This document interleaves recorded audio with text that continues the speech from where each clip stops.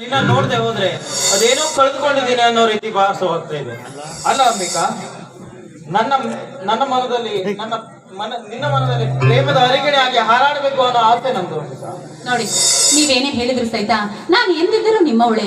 ಅದಲ್ಲದೆ ಹುಟ್ಟಿದಾಗ್ಲಿಂದ ನನ್ನ ಹೃದಯ ಮಂದಿರದಲ್ಲಿ ನೀವೇ ನನ್ನ ಭಾವ ಸಂಗಾತಿ ಅಂತ ಅನ್ಕೊಂಡ್ಬಿಟ್ಟಿದ್ದೀನಿ.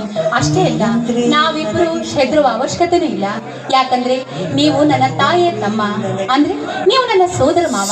ನಾನು ಎಂದಿದ್ದರೂ ನಿಮ್ಮವಳೇ ಅಲ್ವೇ? ನಿಜ ಅಂಬಿಕಾ ನಿನ್ನ ಮಾತು. ನಾವಿಬ್ಬರು ಆ ಬ್ರಹ್ಮನ ಬರಹದಲ್ಲಿ ಸತಿಪತಿಗಳು ಅಂತ ನಿಶ್ಚಯ ಮಾಡಿ ಆಗಿದೆ. ಆದರೂ ನಮ್ಮ ಹೆತ್ತವರಿಗೆ ವಿರೋಧವಾಗದೆ ನಮ್ಮ ಹೆತ್ತವರ ಆಸೆಯನ್ನ ಈಡೇರಿಸಬೇಕು ನಮ್ಮ ಕರ್ತವ್ಯ. ನಿಜ ಅಲ್ವೇ? ಆದ್ರೆ ನನ್ನ ಹೆತ್ತಪ್ಪ ನನ್ನ ವಿರುದ್ಧವಾಗಿ ಎಂದು ನಡೆದುಕೊಳ್ಳುವುದಿಲ್ಲ ಅನ್ನುವುದು ನಂಬಿಕೆ ನನಗಿದೆ.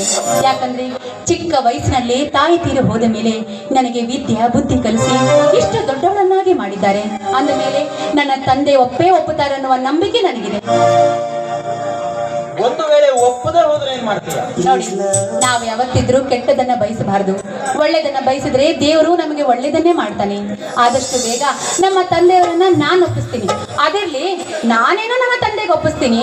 ನೀವೇನಾದ್ರೂ ನನ್ನ ಜೊತೆ ಮದುವೆ ಆಗ್ತೀನಿ ಅಂತ ಸುಳ್ಳು ಹೇಳಿ ಬೇರೆ ಹೆಣ್ಣನ್ನ ಕೈ ಹಿಡಿದ್ರೆ? ಎಂತ ಮಾತು ಅಂತ ಆಡ್ತಾ ಇದೀಯ ಅಂಬಿಕಾ? ನಿನ್ನನ್ನು ಮರೆಯೋದ? ಒಂದು ಕ್ಷಣ ನಿನ್ನ ನೆನಪು ಮಾಡ್ಕೊಳ್ದೆ ಹೋದ್ರೆ ಅವತ್ತು ಊಟನೇ ಮಾಡಲ್ಲ, ಉಪವಾಸ ಮಾಡಲ್ಲ. ಹೀಗಿರ್ಬೇಕಾದ್ರೆ ನಿನ್ನನ್ನು ಮರೆಯೋದು ಉಂಟಾ ಹೇಳು? ನಿಜ, ನಾನು ಅಷ್ಟೇ ನಿಮ್ಮನ್ನ ದೇವರಂತ ಪೂಜಿಸ್ತಾ ಇದ್ದೀನಿ. ನನ್ನ ಹೃದಯ ಮಂದಿರದಲ್ಲಿ ನೀವೇ ನನ್ನ ಭಾವಿ ಪತಿ ಅಂತ ಆವಾಗಲೇ ಅನ್ಕೊಂಡ್ಬಿಟ್ಟಿದ್ದೀನಿ. ಅನ್ಕೊಳ್ಳೋದೇನು, ಈಗಾಗಲೇ ನಮ್ಮ ಮನಸ್ಸಿನಲ್ಲಿ ನಾವಿಬ್ಬರು ಭಾವಿ ಪತಿಗಳಾಗ್ಬಿಟ್ಟಿದ್ದೀವಿ ಅಷ್ಟೇ. ಆದ್ರೆ ಸದ್ಯಕ್ಕೆ ತಂದೆಯ ಆಶೀರ್ವಾದ ತೆಗೆದುಕೊಂಡು ಆದಷ್ಟು ಬೇಗ ಮದುವೆ ಆಗಬೇಕು. ಅದಿರ್ಲಿ, ಮದುವೆನೋ ಆಗೋಣ.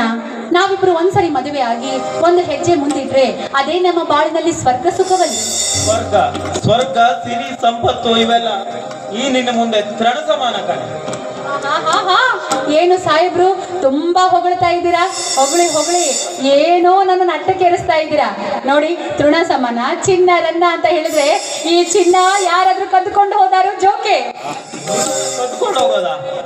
ನೀನು ಅಂತಿಂತ ಚಿನ್ನ ಅಲ್ಲ ಕಣೆ, ಅಪರಂಜಿ. ನಿನ್ನನ್ನ ಈ ನನ್ನ ಹೃದಯದಲ್ಲಿ ಭದ್ರವಾಗಿ ಇರಿಸಿದ್ದೀನಿ.